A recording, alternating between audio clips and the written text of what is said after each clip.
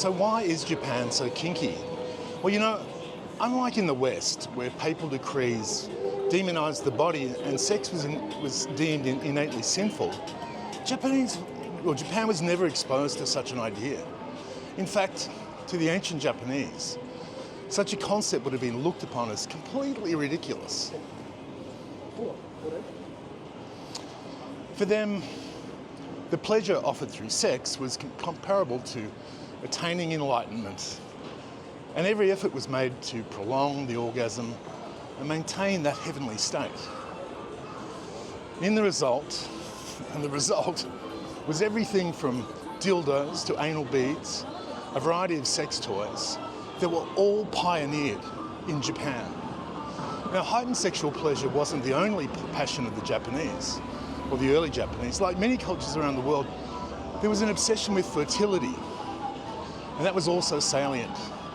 And this is best illustrated through the many erotic paintings, and male-female genitalia are epically enlarged. According to many of the sexual taboos that define Western society and law, they're just non-existent in Japan. And these taboos include incest, sodomy, to name just a few. In some cases, mothers will fulfill their sons' sexual urges in order that they won't be distracted while they studies. And while some of these practices are technically defined as illegal in Japan, the government's stance is largely one of what happens behind closed doors stays behind closed doors.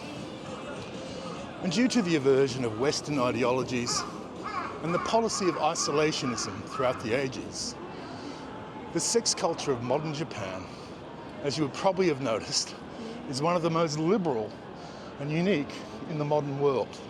Welcome to Kabukicho, the beating heart of Tokyo's nightlife. By day, it's just another district, bustling with tourists and office workers, but as the sun sets, it transforms into a playground of indulgence and temptation.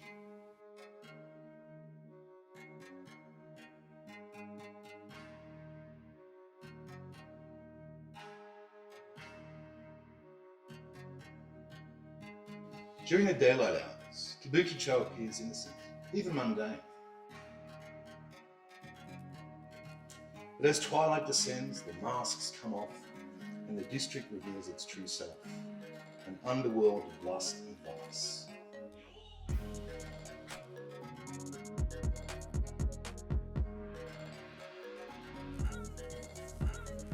Here the lines between fantasy and reality blur. Hostess bars, love hotels, and the infamous soaplands line the streets, each promising an escape from the everyday grind. But beneath the shimmering lights, there lies a darker truth. Exploitation, addiction, and danger lurk. For every smile and wink, there's a story of desperation, a life caught in the chaos and the web of Kabukicho's seduction. That's trippy, isn't it? I arrived on Friday, and it's now Thursday, almost a full week turnaround, and nothing ever changes. The freaky maid girls are lined up down the street again, holding their cards, looking like weird costume people. Check out the fashion. It's just so trippy and weird. I'll do a walk by. It's so bizarre. I can't understand.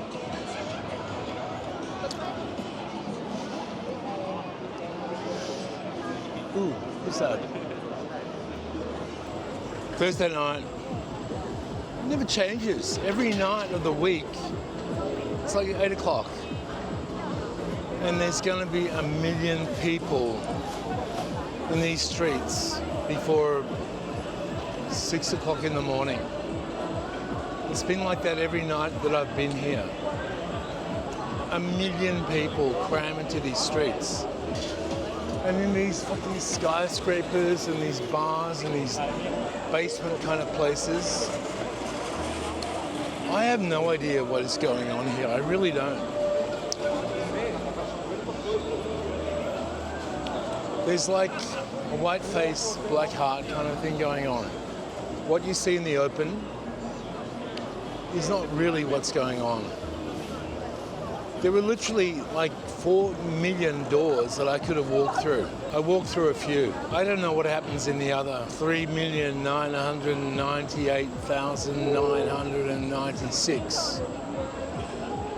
It would take a lifetime to understand it. Now, I'm in Kabukicho, the famous red light area of Shinjuku. And it was named, as legend goes, after a kabuki theatre that was planned after the war, but it was never built. And the red light district of Kabukicho has been the wildest nightlife of Shinjuku, of Tokyo, and the whole of Japan. And any foreign tourist cannot fail to be fascinated by a stroll through the streets of Kabukicho. Morning. What's up? You know my satay? No.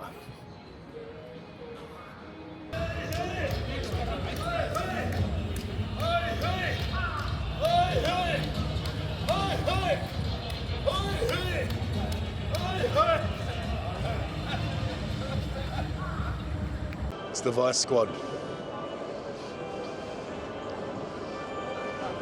One thing, the Japanese police are particularly unintimidating. They almost look like they're, like council workers or something. Hey bro, what's happening? No? No movie star? Hey guys, what's happening? EDM. What's your name? You got a cool look, man. Yeah, thank you, man. Diablo. Where you from? Turkey. Turkey. Yeah.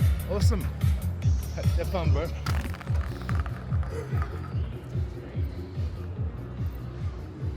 Regulated 24 hours a day. The faces change, but the vibe stays the same. It's a bunch of desperados, pissed. Some of them like in a coma on the ground, sleeping. I don't know what their story is.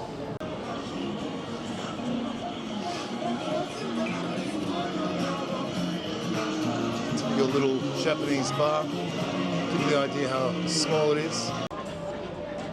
And look at this shit here. Gyugakko. Looks like some sort of action thing is happening here. Here the girls are starting to line the streets with their pimps. They all look really young, like 16 or 17. Dressed in the predictable platform heels and mini skirts. Hair ponytailed, holding placards. They look like someone's little sisters. And there's the guy in black, he's probably a pimp. They're happy to show the placards to the people walking past, their potential customers.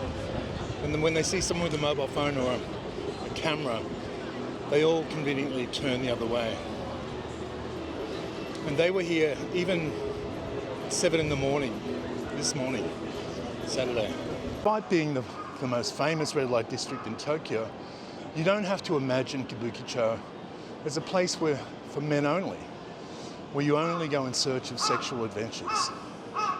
Unlike many red light areas around the world, populated by prostitutes, strippers, and horny males, in Kabukicho, there's more than that. And that's undoubtedly one of the most characteristic areas of Tokyo. And in recent years, more tourist attractions have been opened. There's clubs, also called Kayabakura, and they're a typical Japanese entertainment place for men. And in these places, people come to drink and have fun in the company of young women, whose job is precisely to sit together with the customers and have a good time with them. They'll be lighting up your cigarettes, pouring your drinks, listening to you and trying to chat with you. And sometimes they'll even sing karaoke. Hostesses can be seen as a kind of modern geisha. Kayabakura should not be confused with other similar adult clubs where girls are also available for sexual services.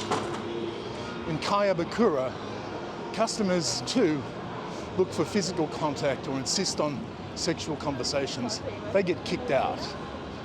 And if you're a man that wants to experience a Kabukicho, you need to be able to speak a little Japanese, or at least know how to use Google Translate so you can interact.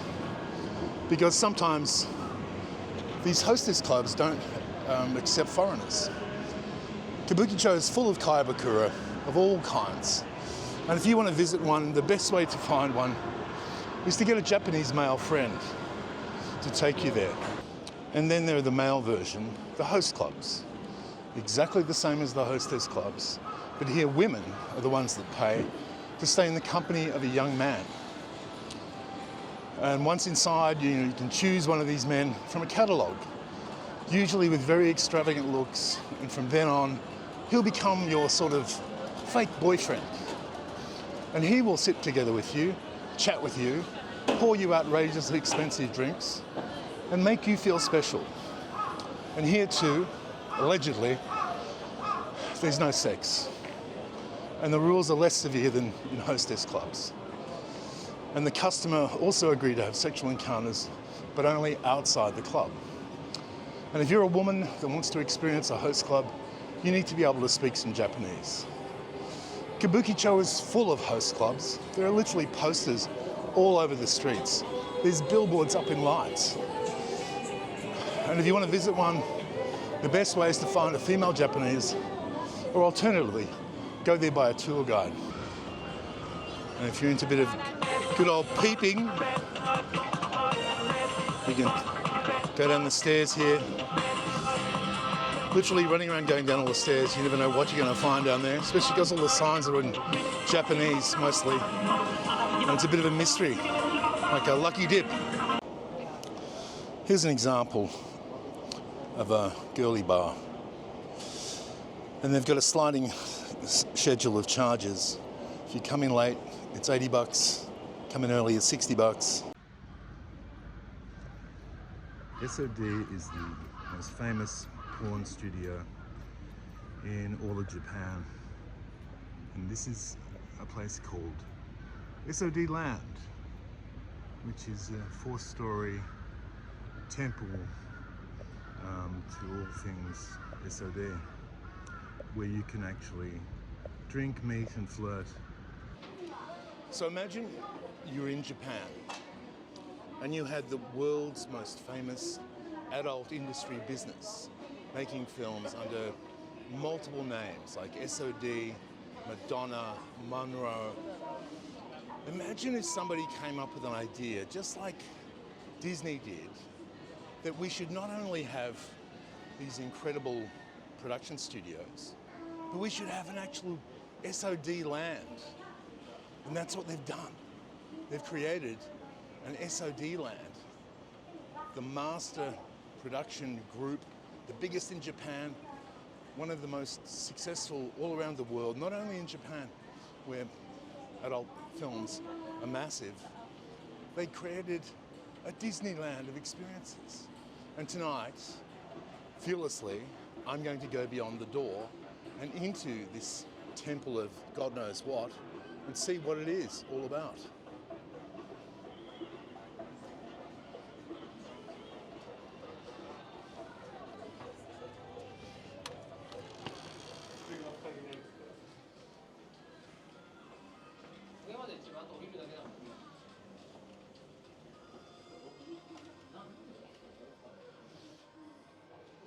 Sumimasen, how do I pay the system? Pay upstairs? Here? Okay. Yeah, wait. I put. Kado? ちょっと待って。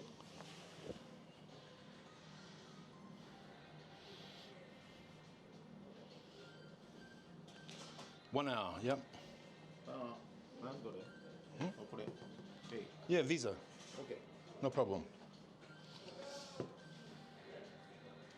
こちらカメラの。No? カメラの。アプリある？通訳アプリ。 I don't understand.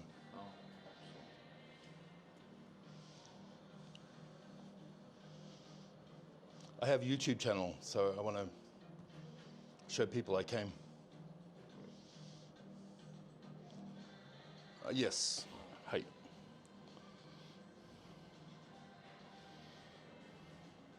I have Google Translate.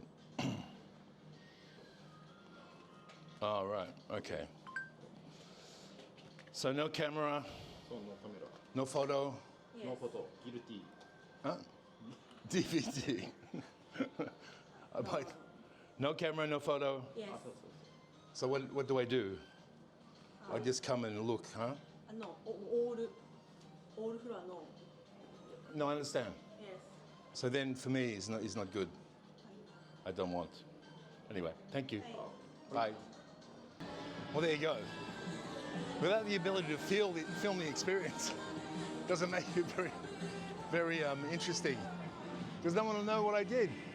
And I saw Joey Bissinger. He was here, and he filmed the whole thing, the whole episode in here. And I've been talking to Joey, and I have to like find out what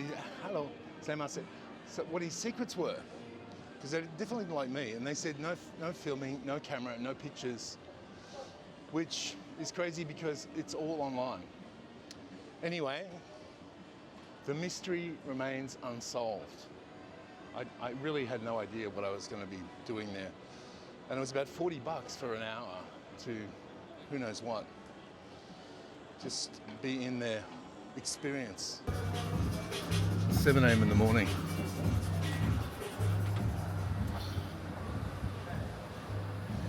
Seems like a place where anything goes.